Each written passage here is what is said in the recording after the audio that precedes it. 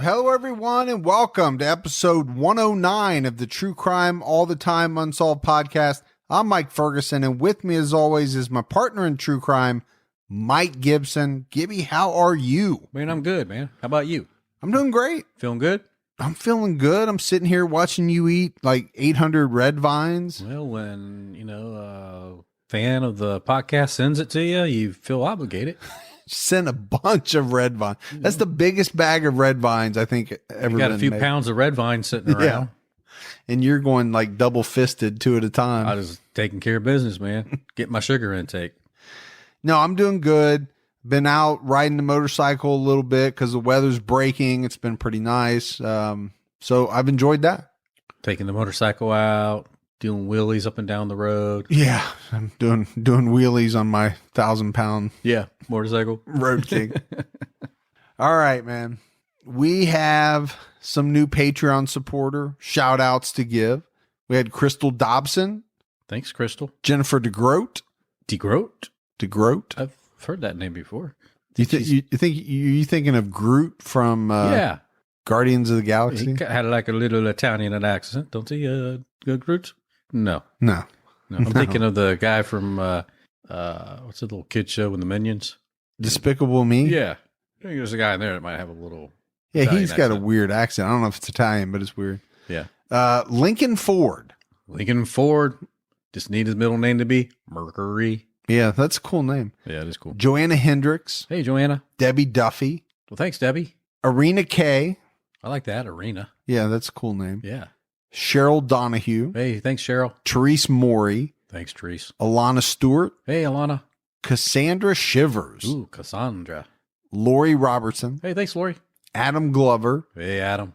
Annalise Cahensley. Ooh, Annalise Cassandra. That was not even close. Kalina Walsh. Hey, Kalina. Aaron Singer jumped out at our highest Hey, level. thanks, Aaron. Mary Knuckles. Hey, Mary Knuckles. Jordan Rosales. Ooh, Rosales. Mia Able. Ooh, Mia Able, you Able too. Jamie Bailey. Hey, thanks, Jamie. Todd. Just Todd. Simon Brunt. Hey, thanks, Simon. Sarah Heim jumped up to our highest I level. want to ask Simon where Schuster went. Tasha. Hey, Tasha. Ash Duke. Ash Duke? Mm-hmm.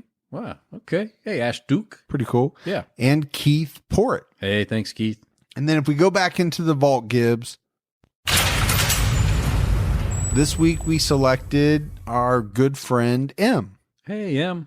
Been with us a very long time on Patreon, and we appreciate that. We appreciate the long-time Patreon supporters, the new Patreon supporters.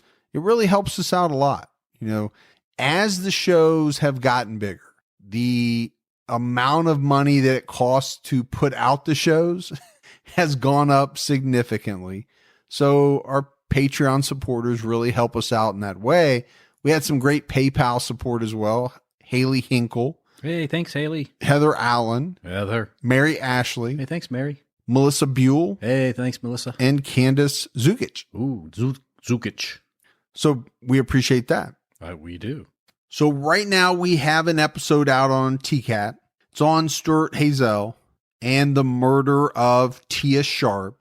We're going to London, eating some fish and chips. Gibby does some pretty bad accents, but this is a fascinating story from the standpoint of, this guy's childhood, the fact that he had a terrible family. Yeah. He had a rap sheet so long that the printer ran out of paper, but then he finds a family and a woman to live with. Finally, he's going to have that life that he hoped for. Right. And then he murders her 12-year-old granddaughter. Yeah. And obviously there's a whole bunch more to it. Don't want to give anything away, but it's a fascinating episode. It's definitely a good one to listen to. Yeah, this guy's psyche and why he did what he did and what was driving him, propelling him, all of that stuff. Crime Con's coming up. Man, it's coming up quick. A couple months. You're just ready for some beignets. There's still time if you want to go. If you are going to buy your standard badge off the CrimeCon website, make sure you use our promo code CrimeAllTheTime19. Did you get your airplane ticket yet? I haven't. I have not. I guess I better get that soon. I thought you were going to drive me down. Drive you down to New Orleans? Like driving Miss Daisy? Yeah. Or Green Book? We could make a movie out of it. We could. You know, we could do some live podcasts on the road. We could do that. That'd be fun. Especially by the second day when you've had about enough of me. I don't know. You're assuming that would take to the second day. Yeah, that's what's funny about that. Might not even be out of the state yet. It takes 45 minutes to get out of Ohio. Yeah, and you're like, I've had enough. All right, Gibbs, are you ready to get into this episode of TCAT Unsolved? I am, man. We're talking about the Santa Rosa hitchhiker murders.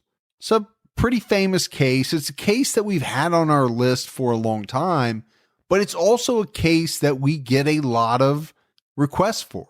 We had a voicemail that we played last week. Yeah, just, we've already kind of talked about it over the years, and we've had some information on it, and I think it was just after hearing that voicemail last week, I thought, let's do it. Well, it is a strange case from that aspect, right?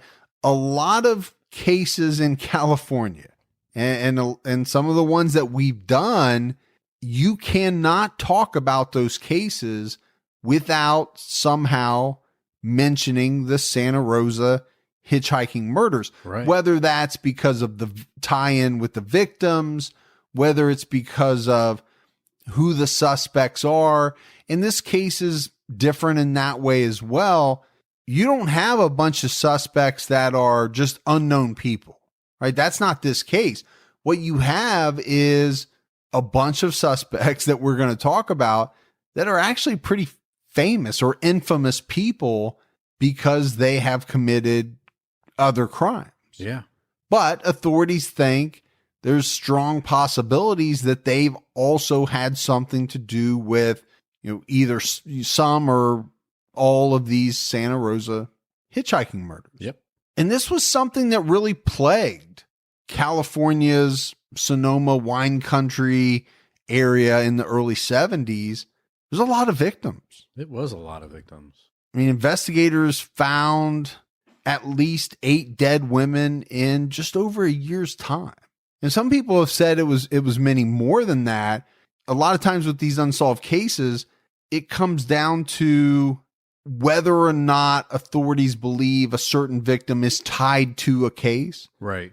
And they may exclude that victim when in reality they're part of the case. I thought it was interesting when I was doing some of the research that from the early 70s until current time in that Santa Rosa, Sonoma County, that northern, we're in Northern California, but that area right there, over 70 unsolved murders to date. I mean, what a hotbed that area has to be then. I mean, I know it's a lot of rural area mixed in amongst, some of the bigger populated cities like, San Francisco and Oakland and that, but still just if you're talking about Santa Rosa and Sonoma County, I mean, that's all rural wine country kind of area to have 70 unsolved murders.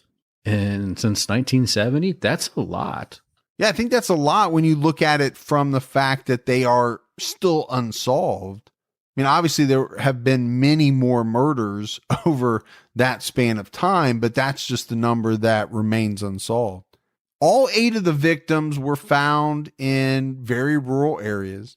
All were nude, laying either in a ditch, creek bed, or on the side of a hill, but all were found close to the highway or some type of road. And I think that's significant. This is not a killer or killers, if there's more than one, that went far out of their way to hide the bodies of their victims.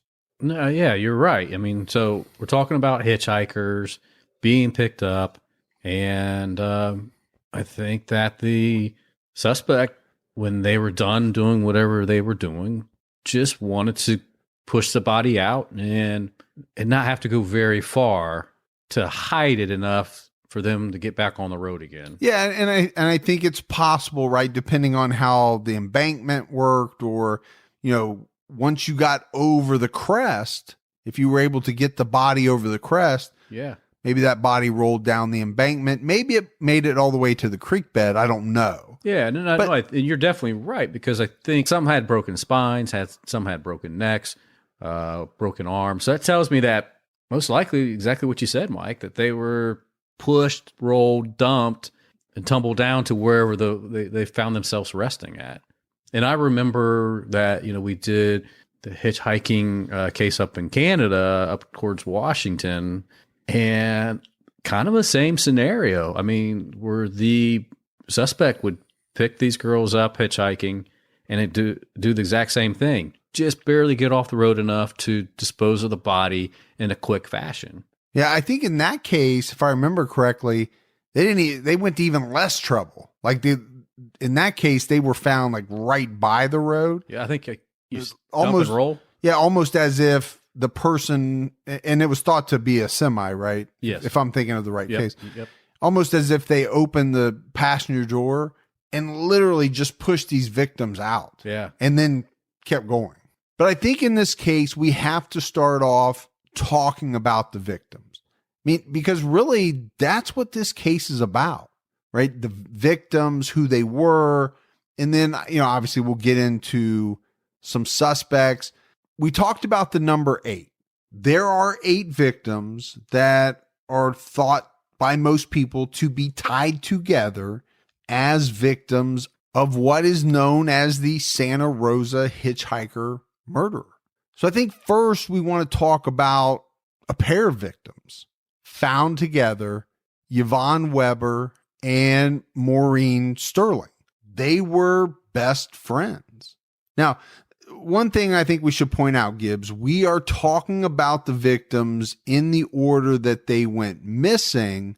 So because of that, Yvonne and Maureen are thought to be the first 2 victims of the Santa Rosa hitchhiker murderer. Yvonne Weber was born on January 29th, 1959. She went missing on February 4th, 1972. She was only 12 years old. This is a baby, man. 12 years old. That's so young. She was last seen with her friend Maureen hitchhiking, getting into a car near the local Redwood Empire Ice Arena. And that's the place they had just been, right? They left that arena. And I know hitchhiking was just a big thing back then. It's it like was. Everybody did. But man, I mean, can you imagine? So your youngest is 14? Yeah. You wouldn't let her hitchhike now, let alone 2 years ago at 12 years old, would you? I wouldn't let my 18-year-old hitchhike. You know, Yeah. we kind of talked about this on TCAT, Yeah. where the victim also was 12 years old. Yeah. Now, this is much later in time, right? The victim in that case died in 2012, Right. but she was allowed essentially to go around London on buses, trams, trains. We talked about it. Neither one of us would have allowed our kids at that age to do anything like that. Maybe it's just because we know all the bad things that can go on in this world, but I mean, a 12-year-old hitchhiking, I wouldn't be okay with that. No, but I do make a distinction between 1972 and 2012. That 40-year span in time, a lot of things have changed. And you and I have talked about it before. In the 1970s, hitchhiking was almost like normal. It was very normal. It's how some people got around. Not like your car broke down and you needed to bum a ride to get to the gas station. It was some individuals' only mode of transportation for the most part. So Yvonne and Maureen left this arena. She was wearing a gold chain necklace with a cross on it and earrings. Maureen Sterling was born on February 18th, 1959. Again, just 12 years old. Yeah. Like Yvonne. Just another baby to me. And she went missing with Yvonne. They were both seen getting into a car, like we mentioned, near the local Redwood Empire Ice Arena on Guerneville Road. This is northwest of Santa Rosa. So both of these girls, Gibbs, go missing on the same day. Both seen hitchhiking at the same time together. Well, I mean, like you said, they're good friends. They went to the same middle school together, and they're just probably those type of girls that are always inseparable, that always have to do things together. They were also found dead on the same day, December 26th, 1973. The day after Christmas. The day after Christmas. So Yvonne was found naked. A lot of time had gone by, and her body was almost completely decomposed. Essentially, what they found was a skeleton. Same way with Maureen Sterling. So they did find the gold cross necklace on Yvonne's skeleton, and they found one of her earrings lying near her down an embankment on the west side of Franz Valley Road. Maureen's body, same way, right? The decomposition was the same. They found some orange beads near her skeletal remains. And because of the composition of both bodies, the cause of death could not be determined for either girl. So they were missing for over a year and a half. And assuming that they were probably murdered within the first week, I'm not surprised of all the decay involved in that environment.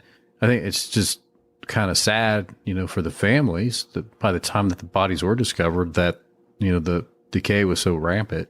Maureen's body was found in the same place, down an embankment on the west side of Franz Valley Road. This location was about 2.5 miles from the intersection of Franz Valley Road and Porter Creek Road. And you mentioned it, Gibbs, right? Both girls went to the same middle school. They were best friends. The next person to go missing was Kim Wendy Allen. She was born on July 22nd, 1956. Kim was a little older. She was 19 years old. She was an art student at the local junior college, but also last seen hitchhiking. And in her case, she was hitchhiking from the place that she worked at in Marin County to her home in Santa Rosa. This was on March 4th, 1972. And in what I thought was really strange, Gibbs, it was said that she was seen carrying a wooden barrel. Yeah. And again, I'm not sure how big this barrel was. I'm not thinking it was one of those big barrels that you make whiskey out of. Or I've seen you carry that. You've carried the big wooden barrel on your shoulder. Yeah. Well, when I compete in the ESPN games, yeah, the strongman competition. You do that. And, I've seen you just when you used to drink back in the day, Frank the Tank, you would just get the beer barrel and throw it on your shoulder and walk around with a tube sticking out and just sucking it dry. Sure. Yeah. But I found that very strange because there's really nothing else to add to it, right? There's no more information on what is this wooden barrel? Why did she have it? It may come up again when we talk about a certain suspect, but other than that, just not much information. But unlike the first two victims, Kim was found dead just a day after she went missing. She was found strangled on a hillside on the north side of Enterprise Road. This is just a little bit less than a mile from the intersection of Enterprise and Bennett Valley. Yeah, and the police would say she was either strangled with a rope or a wire. They couldn't really tell which one it was, but they knew at least that much. And at one point, she had been bound by her wrists and ankles. She was found naked, and authorities determined that she had been raped, and they did find semen on her body. They found one gold hoop earring near her body. And what came out later about Kim Allen is that she had hitchhiked a couple of times that day. She had accepted a ride from two men earlier in the day, and they were vetted pretty seriously by police. but were cleared as suspects. So she gets a ride earlier in the day. 2 men, police look into them. They don't think they had anything to do with her murder, but it's the ride that she took later. And unfortunately, they don't have any information about the individual or individuals that gave her that ride. Jeanette Comaheel was born in 1952. So she was around 20 years old at the time of her disappearance on April 25th, 1972. She was a college student and was last seen hitchhiking, getting into a faded brown Chevy pickup truck with a homemade camper. Yeah, it was driven by a white male, had a perm. They said he was in his mid-20s, and they know that he was going north on Highway 101. So this was determined to be the route from where she lived to where she was attending college at Santa Rosa Junior College. And from that day, she was never found again. They never found the body, no signs of anything. So that makes it really tough. I mean, the first 2 victims that we talked about, very tough because of the amount of time that went by, the decomposition that happened, but to never find a victim's body at all. I mean, number one, you have no idea what happened to that person. No. You have no way to even hazard a guess at it. But then you talk about the victim's family. They have no clue what happened to their daughter, their sister, their friend, their loved one. Mm-mm. At least, and I know this sounds bad, but at least in the case of some of the other victims, the family knows that they were killed. Yeah. They are no longer alive. They can process that in the way that they need to.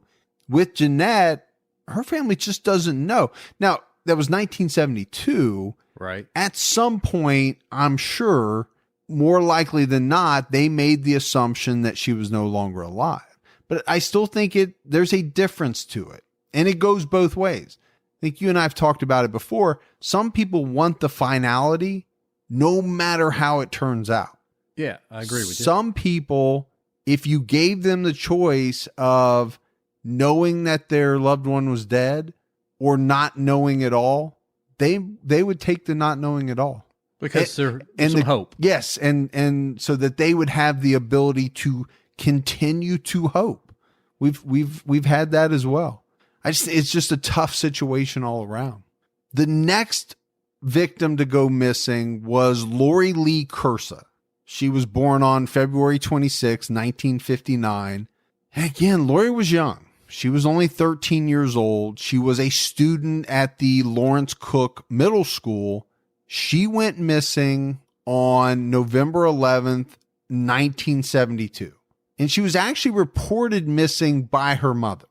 And as police began to look into this missing persons report, they figured out that Lori had run away. She had run away from her mom's house to a friend's house. Yeah, she was staying at her friend's house up in Santa Rosa. You know, back then, and even today, I mean, kids run away, right? You know, just for a day, sometimes a little bit longer. If they're unhappy with what's going on at home, they just kind of take off. So, I mean, you will have kids now and then that will run away. They're just not happy with their current home life, or they're not happy that their parents maybe are a little more disciplined than others. You know, like strict. Strict. They want you to clean the house before you can do something. Well, so I think there's 2 scenarios. The first scenario, which I think is more common, is I'm packing my bags, I'm running away. You and I have talked about that before. Very small kids do that, right? You might open the door for them. They get 3 steps. They look back. They're waiting for you to tell them don't go. You have that scenario. But like you said, there are kids that actually do make the decision to run away. And that's what happened in the case of Lori Cursa. And it was while she was with friends in Santa Rosa on November 20th, 1972, that she disappeared. She was last seen hitchhiking after leaving a local U-Save. But then later on, a witness who was never identified, came forward to police to say that they believed they saw Lori sometime around December 5th on Parkhurst Drive being pushed by two men into the back of a van. This witness said that the driver was a Caucasian male with a perm. So we've kind of seen a trend here so far. Well, with this perm thing. Yeah. But it is the 70s. Yeah, a lot of men had perms in the 70s. I know you had one. I got one right now, man. I'm going to go home and perm my hair just to show you I can. Llegaron los nuevos McCrispy Strips, listos para aventurarse en la mezcla de mayo ketchup, la barbecue que quedó en el fondo de la cajita, hot fudge sundae y en la nueva creamy chili McCrispy Strip dip. Los nuevos McCrispy Strips, ahora en McDonald's. Para pa pa pa. Lori was later found on December 14th, 1972, in a ravine about 20 yards off Calistoga Road, down a hillside. And this Calistoga Road is important because that is where the witness said the van was headed, north on Calistoga Road. Yeah. So maybe there's a strong tie-in there. There could be. When Lori was found, she was nude. It was cold. It's December. She was frozen. Police found some hoop earrings. But this time, they could determine cause of death, right? Because of the weather, because of the condition of Lori's body, it was determined that her first and second cervical vertebra were dislocated. So essentially, she broke her neck, or somebody broke her neck. She also had compression and hemorrhage of the spinal cord due to some type of trauma. And that could have been being pushed down a hill, or could have been pushed head first out of a van, sure, and then tumbling down a hill. There's a lot of different things that could have been. So the other things that they were able to determine, first off, she was not sexually assaulted, which I think is important, in an investigation. They also were able to figure out that she had died sometime between 7 to 10 days before her body was found. Which is important again, because it goes to that tie-in of if this person saw her pushed into a van around the 5th of December, those dates kind of come together. Oh, it fits. So then I think the question becomes, where was Lori between November 20th, when her friends said that they saw her last, to this December 5th date, if that really was Lori being pushed in the van? Yeah. That's 15 days or so. Yeah, it's a good chunk of time there. It's over 2 weeks. What was she doing during that period of time? Maybe staying with somebody else that never came forward. Because they were too afraid. Maybe. The next victim was Carolyn Davis. She was born December 3rd, 1958. She was only 14 years old. And again, she ran away from home. On February 6, 1973, ran to her grandmother's house. Carolyn was last seen on July 15th when her grandmother dropped her off at the local post office in Garberville, California. But later that day, she was seen hitchhiking near a ramp on Highway 101. Her body was found a little over 2 weeks later, July 31st, but it's the location of where her body was found that is really intriguing. Yeah, I mean, just 10 feet away from where Yvonne and Maureen were found. So, I mean, again, could be some type of tie-in. Is this a favorite spot? I mean... Well, I'll say this, Gibbs, if that's not a tie-in, or that's one hell of a coincidence that a killer would choose to dump a body where two other bodies were found. Now, you could also make the argument that a very smart killer would do that when they didn't have anything to do with the first two murders. That's true. Yeah. To just throw off the police. Maybe. Mm-hmm. But I doubt that's what happened. I believe that It's most likely the same person. They knew that this was a good dump site and they used it again. Carolyn's cause of death was poisoning by strychnine. That's something you don't hear a lot about anymore. It was determined that Carolyn's time of death was about 2 weeks prior to when her body was found. She was found nude. But again, they determined that she had not been sexually assaulted.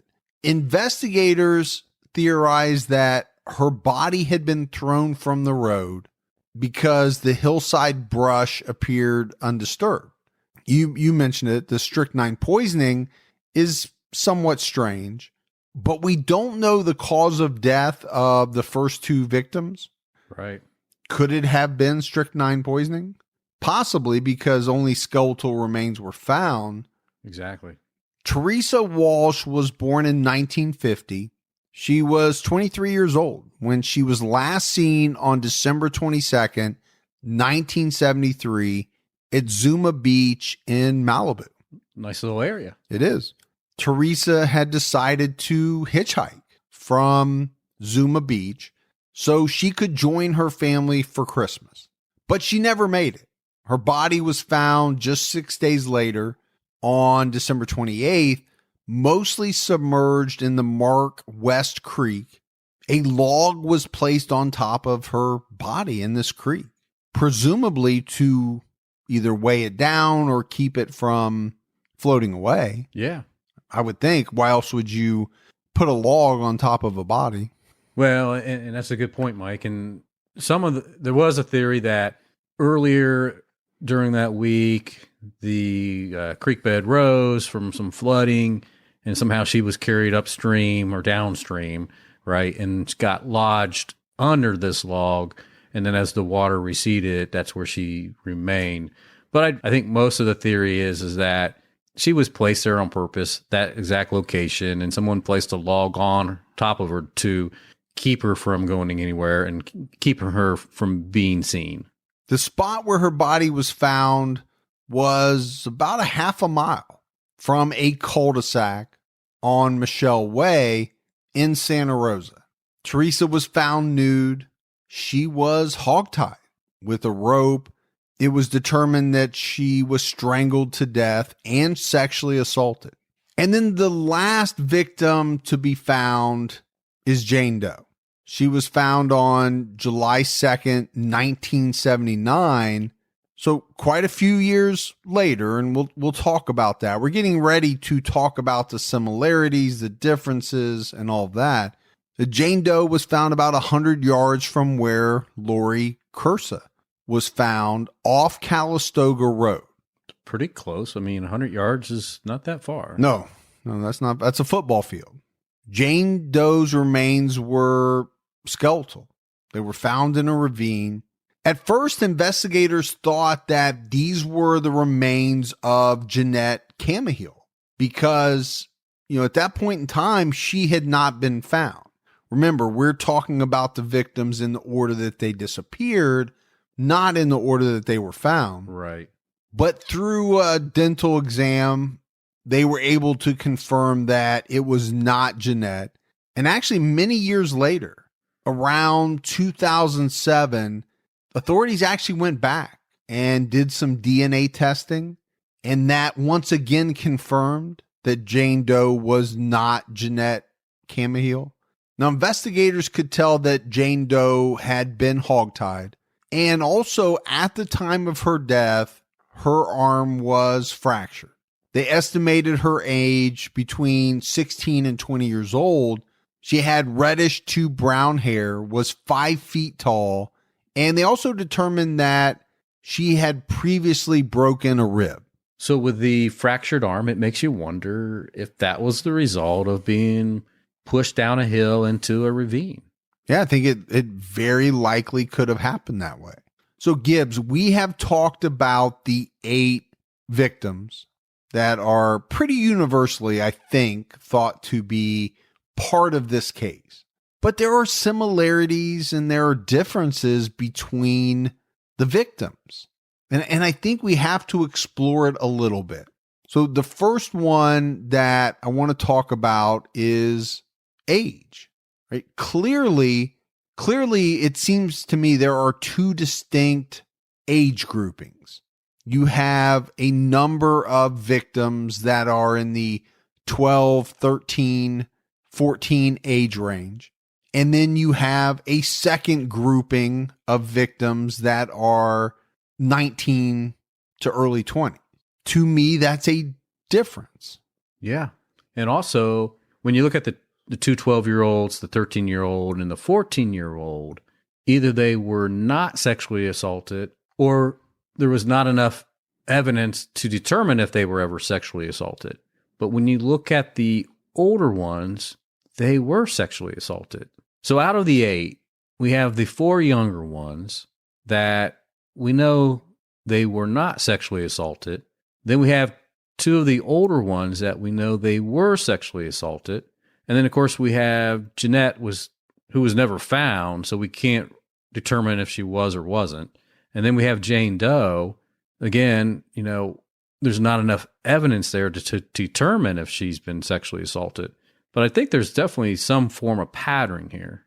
And I think the other one is, and it still relates to age, some of the older victims were bound, but none of the younger victims were. Yeah. So that's interesting. I think so too. But then when you get to similarities, right? All the victims, regardless of age, were found nude. All hitchhiked. All were known to have been hitchhiking. So I don't know. There are similarities, but there are definitely differences as well. Now, on top of the 8, there are a list of some other possible victims that some people believe could be tied in with this case. Lisa Michelle Smith was a 17-year-old high school student. She was last seen hitchhiking in Santa Rosa in March of 71. Her body has never been found. There are some people, Gibbs, that believe she may very well be the first victim of this perpetrator. But again, we can't really talk about differences or commonalities because her body was never found. Yeah. And then there were 2 girls, 15-year-old Carrie Ann Graham and 14-year-old Francine Marie Trimble. Both were students at the same high school. The 2 girls were hitchhiking to a party in Santa Rosa in mid-December of 1978. And that's when they disappeared. The skeletal remains of both girls were found in 1979 in Mendocino County, where it appeared they were dumped off the side of a rural highway. But in 1979, these 2 girls were Jane Does. Yeah, just unknown victims. It wouldn't be until 2015 that DNA would provide the names of these 2 victims. So could you imagine waiting 36 years to get that information? No, I really can't. But again, I can't imagine what these families go through. I don't think anyone can unless you have experienced that yourself. Experienced it, and hopefully most people haven't. It's obviously a horrible thing. So we talked about the 8. We've just talked about 3 additional possible victims. I think, age-wise, these are, I guess you'd have to call them towards the younger category, 14, 15. The 17-year-old Lisa Smith is kind of in the middle. When you're looking at the first 8, she's kind of in the middle of the younger and older category. Right. The problem is Lisa Smith's body's never been found. And Carrie Graham and Francine Trimble, by the time that their bodies were found, they were just skeletal remains. So again, I don't think you can tell as much from these 3 victims for us to be able to talk about the commonalities, the differences, but it's possible that they could be grouped in with the first 8 we talked about. Now, on top of that, there is a whole list, huge list of women that either went missing or were found dead around this area in the early 1970s. I mean, the list is massive. There are some people that believe it could be 20, 30, 40, 50, right? Attributed to this same person. I think the problem for me with that is when you start to research some of these other women, you find a lot more differences. Number one, they're not last seen hitchhiking. Right. The majority of them, or we would be talking about them as part of the Santa Rosa hitchhiking case. So it's really kind of hard to tell if they have anything at all to do with the other victims, or unfortunately, they were just murder victims of multiple people, another serial killer. I don't know. Right. Something outside of these 8. Yeah. All right. We mentioned early on that there was a number of suspects to talk about in this case. And for the most part, these are people that you've probably heard of. They are infamous in their own right. What you would call some big timers. Yeah. Yeah, there are. You know, the first one that gets thrown around a lot is the Zodiac killer for a number of reasons, right?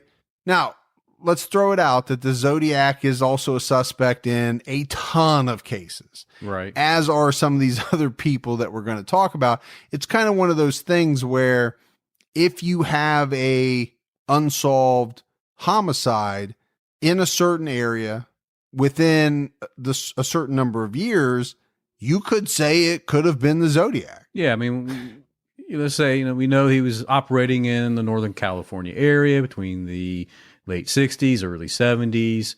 That's a big area and a number of years. Well, and because of that, think about how many murders and unsolved cases happened during that time frame in that geographical location. The number is probably pretty big. Yeah. It's a pretty heavily populated area too when you mix in San Francisco. Oh yeah. I mean, definitely when you get into San Fran. So obviously everybody knows, right? The Zodiac killer's identity remains unknown to this day. There are a lot of people on the internet that think they know who it is, have said who it is. Sure. And, the one thing about Zodiac is he wrote a lot of letters, had correspondence with authorities. In some of his letters, he kept score, what he called keeping score. And it was usually, Zodiac 7, police 0, Zodiac 12, police 0. Yeah. As time went on, and especially in what is called the Exorcist letter, he claimed 30 plus victims, but police never could figure out where he was getting this number from, right? Early on, they could, but then pretty quickly as his number started to rise, they couldn't make a correlation between the number and actual known victims of the Zodiac. So when you get into the 30s with this Exorcist letter, there are people that believe that maybe he is talking about some of these murders in Santa Rosa, maybe the Hitchhiker murders, maybe some of the other ones. Some of these other ones that are known, but not sure how they tie into it. Right, because they weren't hitchhiking or weren't seen hitchhiking. There are some people that point to Zodiac claiming in a letter that he's going to change up his MO, right? He's going to do things differently so that the police can't figure out who he is. He started out killing couples. Well, I should say shooting couples. He didn't always kill both of the individuals, but while they were sitting in their cars in Lover's Lane. So there are people that think, okay, he changed up his MO. He started picking up hitchhikers and murdering them. But to me, Gibbs, this is kind of one of those things, and all of these probably will be. Could it be? Sure, I guess. I don't think there's anything that definitively excludes the Zodiac, but there's nothing that I've seen that would make me believe that it is. Right. There's no smoking gun. There's no real evidence to support it. But like you said, because he was close to the area, because he was active during that time frame, It's easy to Yeah, sure. mix them in. Yeah. Not only these, but any other ones around, that happened in that area. Yeah. So when you talk about the Zodiac, then a lot of people also talk about Arthur Lee Allen, because there are a lot of people that think he was the Zodiac. A lot of people don't. Now, if you watch the movie The Zodiac, which I think is a great movie, you walk away from that with the real impression that Arthur Lee Allen was Zodiac. Yeah. Mostly because that movie was based off of the Robert Graysmith books, and that's who Robert Graysmith really liked. He was really locked in. He was. But I think there are some things that have come out over the years that don't make Arthur Lee Allen look like such an attractive Zodiac suspect. But, he did live in the Santa Rosa area. During the span of these murders, he was going to college at Sonoma State University. I think one of the biggest theories that people talk about when they try to connect Arthur Lee Allen to these murders is his fascination with small animals, chipmunks, squirrels. He allegedly collected them. He had some that were alive. He had some that were dead. But the connection comes in when the Santa Rosa County Sheriff publicized that chipmunk hairs were found on the Santa Rosa hitchhiker victims. And so that's where a lot of people have made the connection. That maybe he took them back to his trailer and the hair got on him there. Or maybe he just had so much hair on him. It was in his vehicle. It was on his clothing. That it got on to them. But I think the other argument you can make is these women were outside. Yeah. In the elements for sometimes long periods of time.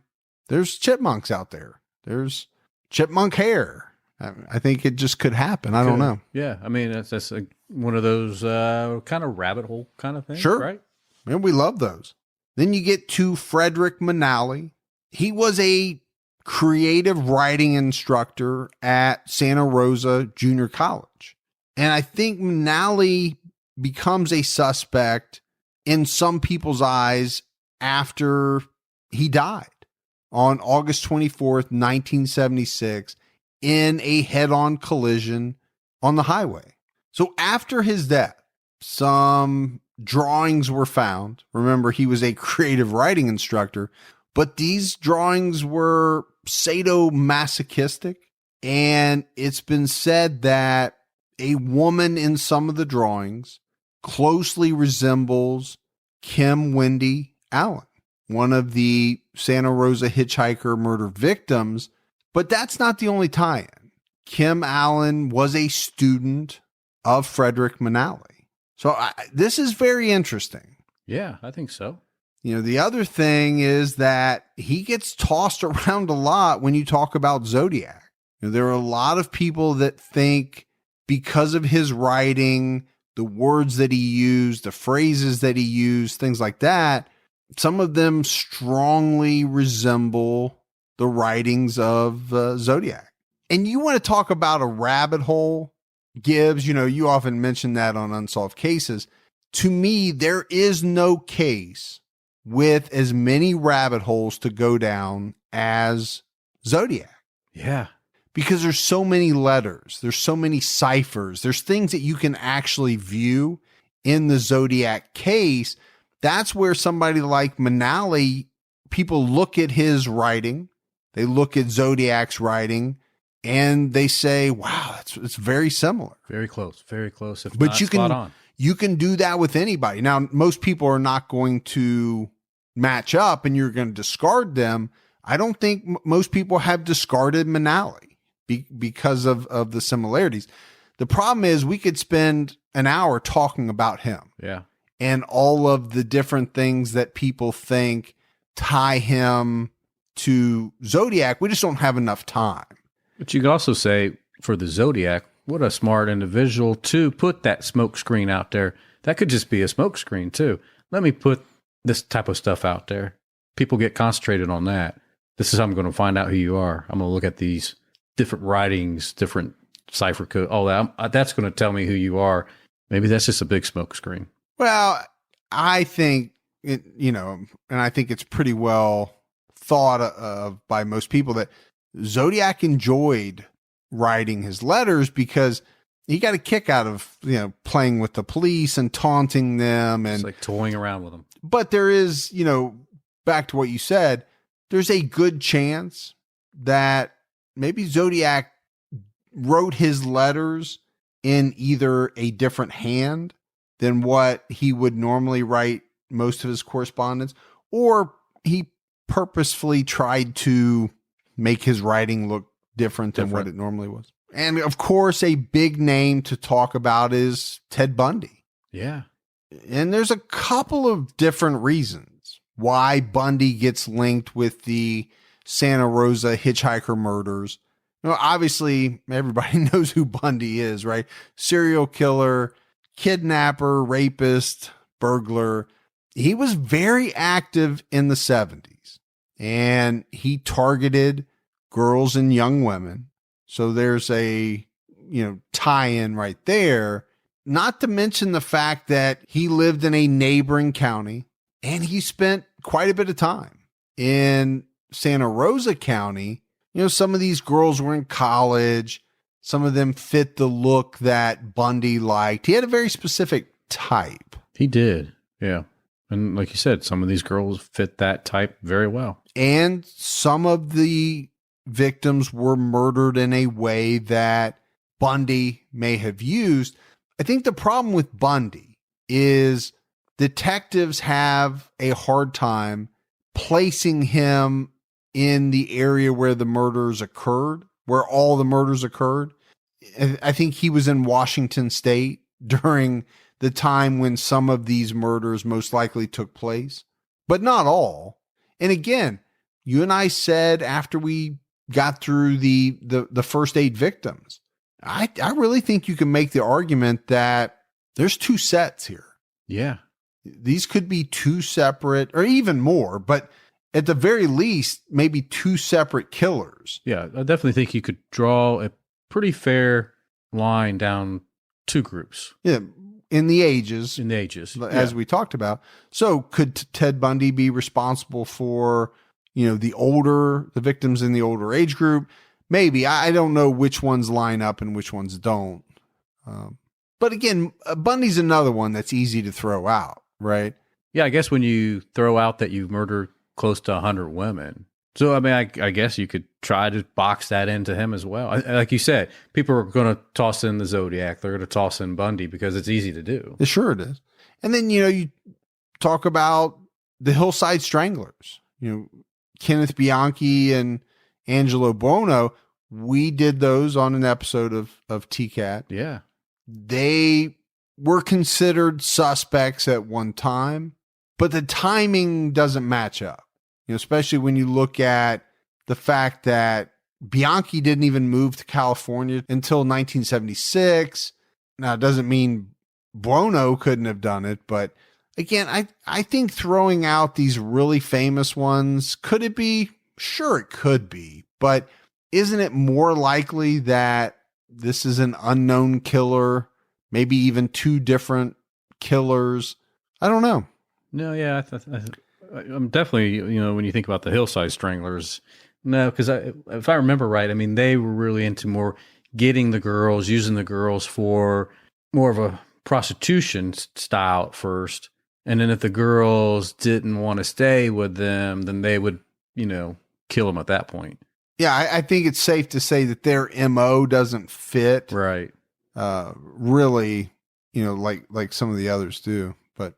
I don't know. It's a sad case because there's a lot of women that have lost their lives, but it's interesting when you're trying to look at patterns. Yeah. And, having so many, I guess, kind of big named suspects that people bandy about on the internet. I mean, you can go out on the internet. There's tons of internet sleuths that are telling you why they think it's this person or that person. The one thing that I will say as we're wrapping up, we know there's some DNA in this case. Or let me say this. there was DNA at some of the crime scenes, either on or presumably inside some of the victims. Mm-hmm. It was 1970 something. They weren't going to do anything DNA wise with semen or anything they collected. What I don't know is what they still have and if they've been able to do anything with DNA. Right. I don't know if any of it's viable. There's a lot of questions, I think, there. But this is another one. Because of advances, maybe they get a hit off of some DNA if they still have any. I think that's the big question. Yeah. Or if they kept it. There were a lot of times when, 60s and 70s, they might have run the test that they could run on it, but they didn't keep the samples, I think, because there was nothing else they could do with it. They didn't foresee they didn't know future that of DNA testing coming down the pike. They didn't know that in 20 some years you were going to be able to do these amazing things with DNA. Right. And then 20 years after that, you were going to be able to do even, more amazing things with it. And, like any major municipality, storing files, keeping things for extended period of time costs money. Everything. And Everything costs money. They're all on a budget, and that could be something that was first let go. Yeah. But that's it. That's the case of the Santa Rosa hitchhiker murders. We got some voicemails. Voicemails? Yeah. Want to check those out? Yeah, let's hear voicemails. Hi, Mike and Gibby. This is Lauren Elizabeth in Los Angeles, California. I wanted to call and say thank you and how much I love your show. I'm a professional artist and I spend a lot of time painting in my studio. And since I've exhausted all my favorite music, I wanted to find a good true crime podcast to keep me entertained. And so happy that I found yours because I immediately binged through all the TCAT and TCAT Unsolved episodes in just 2 weeks.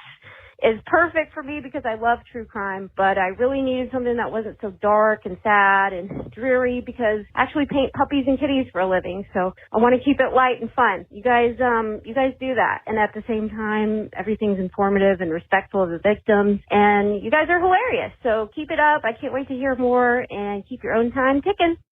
That's awesome. She sounds like a person that would paint kitties and puppies. Puppies and kitties. She's very bubbly. Yeah. So I need someone to paint my wife's, I guess it's mine too, but the little Maltese. That little thing that dust mop. Yeah. Yeah. Yeah. Well, I was going to say she could paint me because, maybe make me look better than I do, Yeah, I wasn't sure where that was going. Yeah. You posing for artists at this point, are you? Need to make a little extra cash. Are you hard up, Gibbs? Do you need a couple hundos here and there that you're willing to drop trowel for at the local community college? If I could just be that confident, just to walk in and, Wouldn't even need the money if you were that confident. No, I just walk in just for the shock value. How you like that? Hi, Mike and Gibby. My name is Haley. I'm from North Central West Virginia.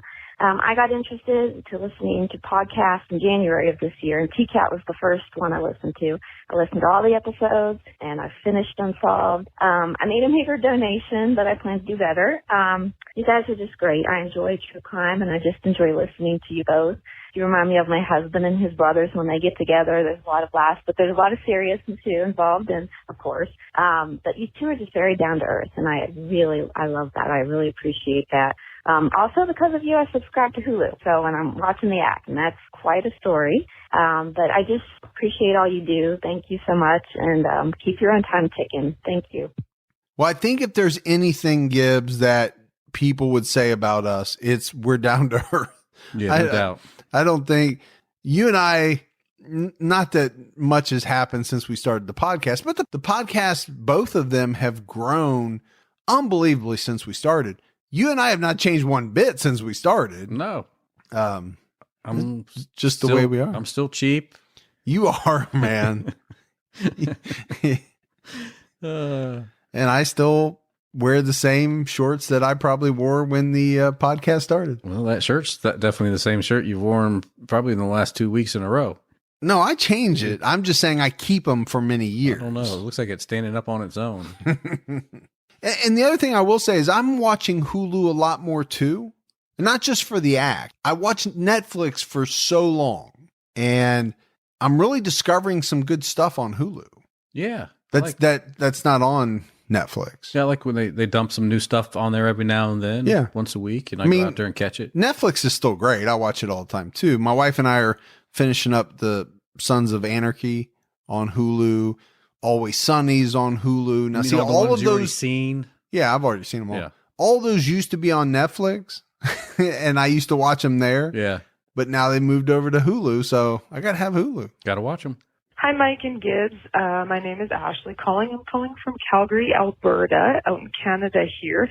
I just started getting into your guys' podcast, and I absolutely love it.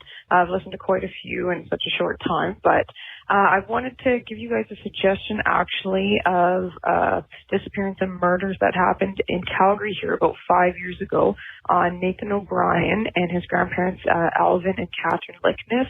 I think you guys would be very interested in this case that happened here. It was a very, very sad case that happened to Calgary and shook a lot of Calgary because of it. Yeah, so that was my suggestion to you guys. You guys have an awesome podcast, and I can't wait for new episodes every week. Take care, guys. All right, great. We love that suggestion just because I've never heard of that case. Never. And Gibby's writing it down. He's gonna get into it. Get it. Diving in. Get it done. Get it done. All right. You got anything else? My stomach's not feeling too good because I ate all those red vines. It is making some weird noises. I wonder if they'll come through the microphone. If you hear some weird noises, did you play some weird noises in my stomach last week? No, because I know I had some noises coming out. And you did. I heard one a while back. It sounded like a rocket. A bottle rocket firing off. It was like red vines, man. I don't know. Maybe you might want to take it easy on the red vines. Back down. You did eat a lot. Don't try to eat all 1 pound, 2 pounds of it. Exactly. Yeah. All right, everyone. That is it for another episode of True Crime All the Time Unsolved. So for Mike and Gibby, stay safe and keep your own time ticking.